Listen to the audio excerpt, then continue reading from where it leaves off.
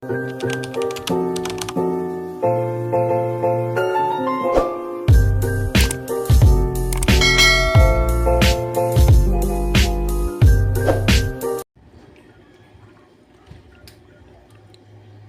guys, good evening. Ngayon po ay nagluto ako ng sinigang na tambakol. Ito ang aming ulam guys. So, malapit na siyang maluto guys. Malapit na maluto ang aming ulam na tambakol guys. Nilagyan ko siya ng talbos ng kamote. Dagdagan natin ang asin guys, medyo matabang.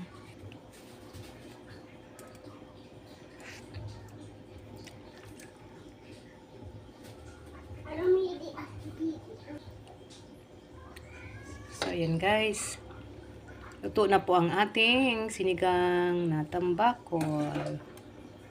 Ayan guys, oh. Sarap kasi umigop ng sabaw.